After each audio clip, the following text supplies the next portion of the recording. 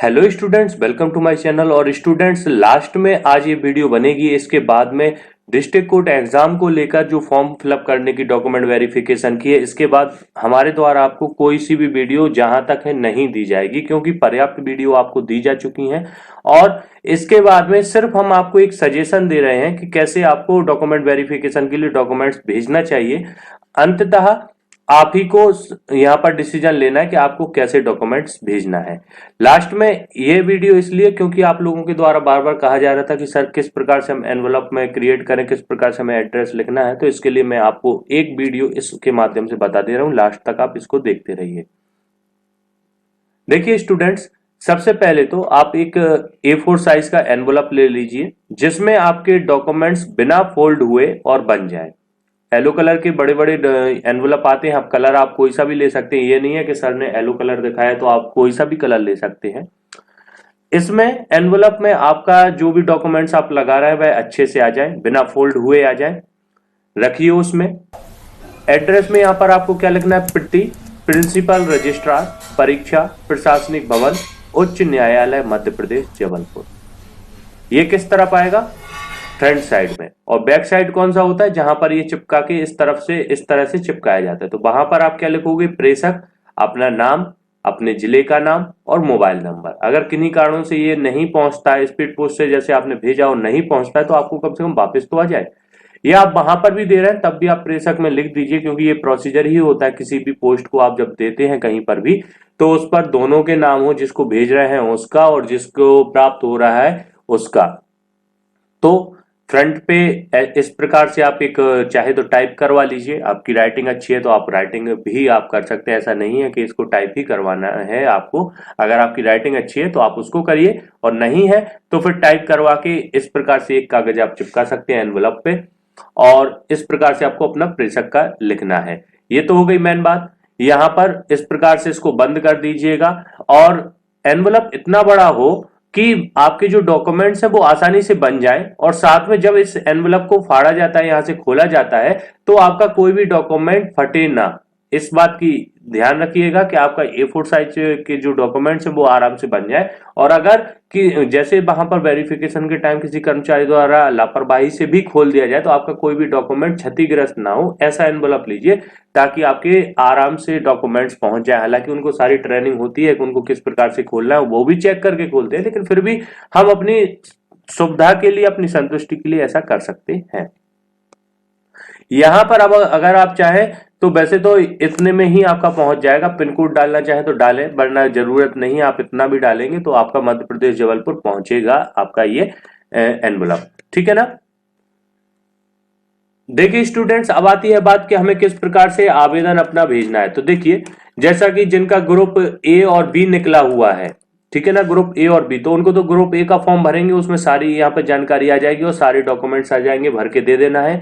ये वाला आवेदन आपको भरना है, और इस आवेदन में जो जो जानकारी मांगी गई है हमने आपको सभी कुछ बता ही दिया है, तो आप उसको भरिए।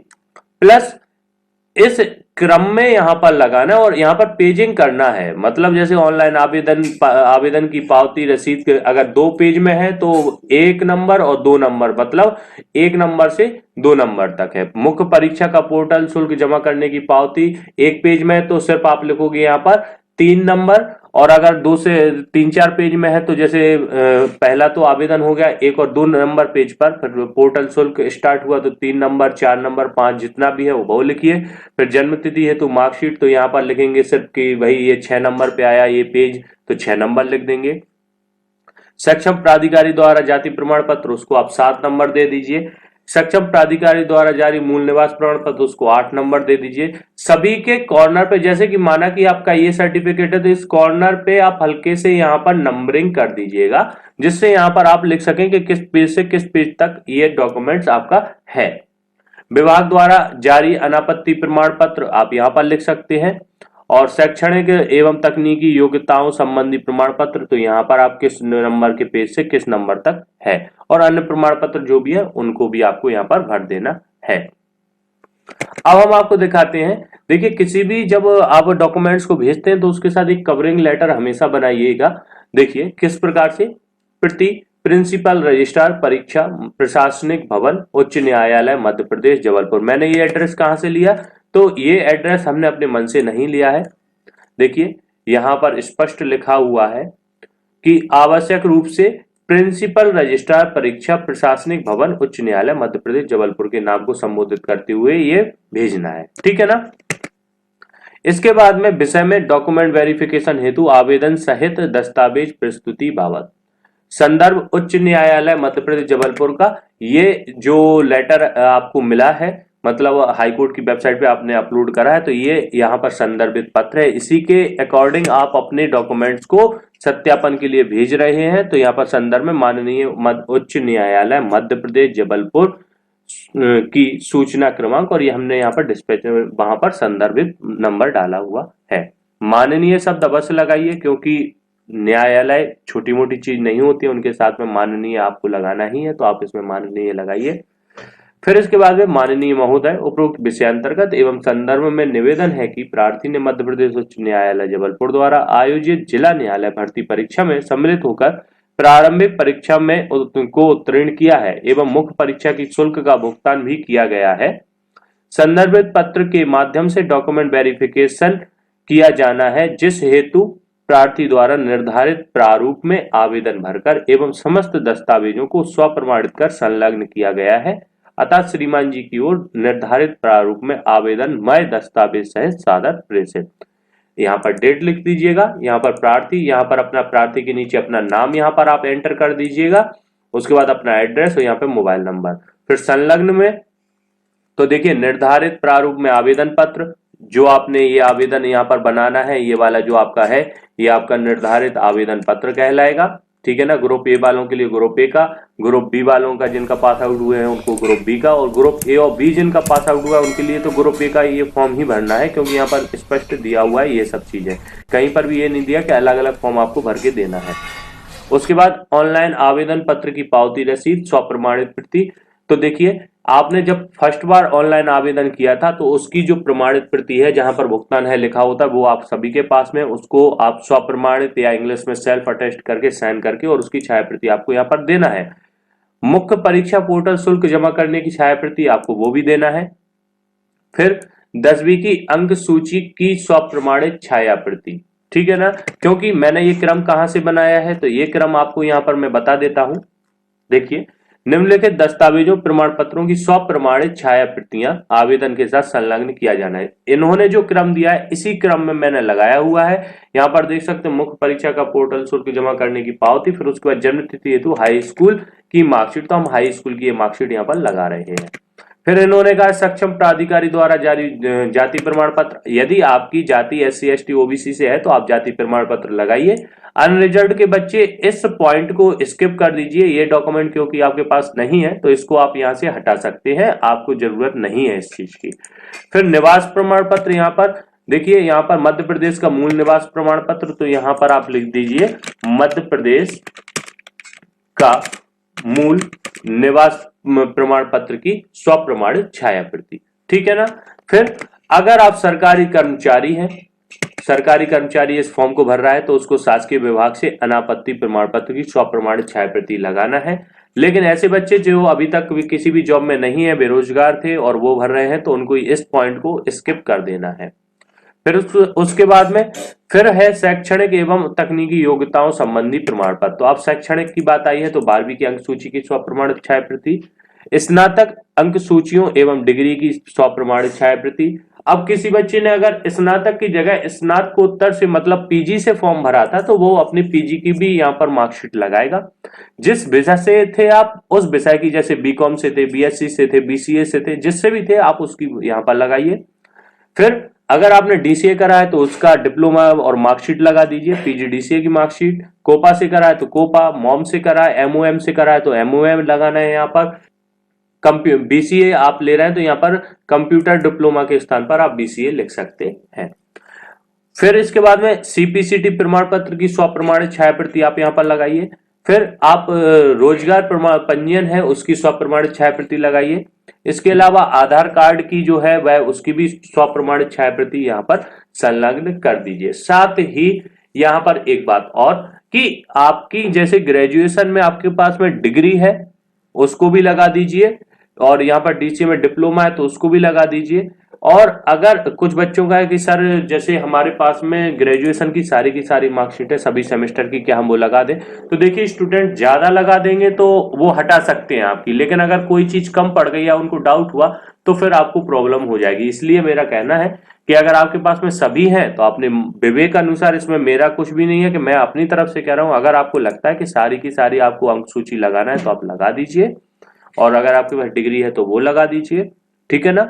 और प्रोविजनल डिग्री है तो उसको भी आप लगा सकते हैं। अभी अगर आपकी कंप्लीट आपको डिग्री नहीं मिली है तो प्रोविजनल डिग्री को भी लगा सकते हैं, मांगी नहीं गई है, लेकिन अगर आप डॉक्यूमेंट लगाते हैं तो आपको बाहर नहीं किया जाएगा। हो सकता है भाई आपको वो डॉक्यूमेंट्स हटा दिए जाएं आपके, लेकिन अगर आवश्यकता पड़ेगी तो वो यूज में भी लिए जा सकते हैं।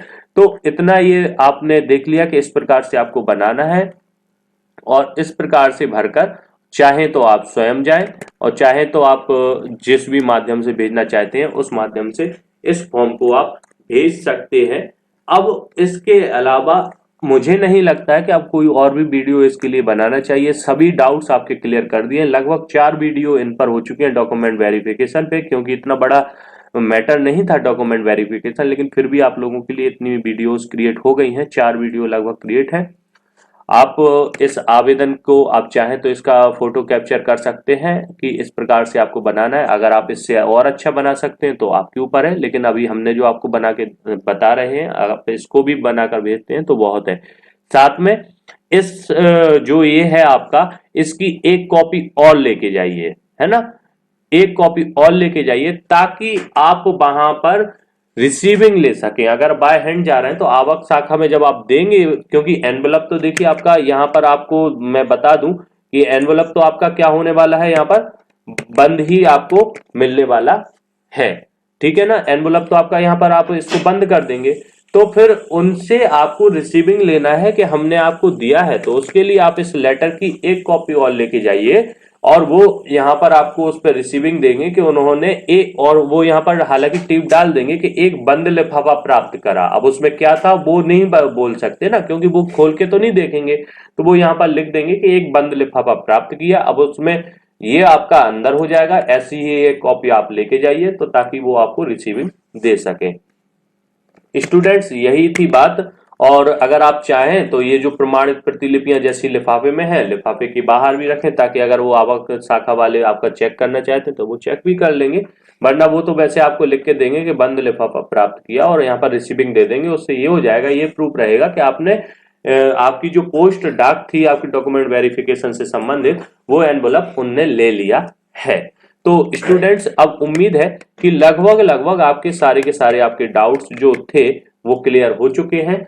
और स्टूडेंट्स यदि हमारा समझाना पढ़ाना आपको हेल्पफुल लगता है तो हमारे चैनल को लाइक कीजिए, सब्सक्राइब कीजिए। साथ ही में आपको अगर और भी कोई डाउट है तो उनको अधिक से अधिक कमेंट कीजिए, क्योंकि आप जितने ज्यादा कमेंट करेंगे उतना हम आपको बहुत कुछ बता सकते हैं। इसी के साथ में क्या आप कंप्यूटर की वीडियोस फिर से चाहते हैं तो इसके लिए भी आप कमेंट करिए, हम आपको यूट्यूब पर फ्री ऑफ कॉस्ट आपको कंप्यूटर वीडियोस प्रोवाइड करेंगे।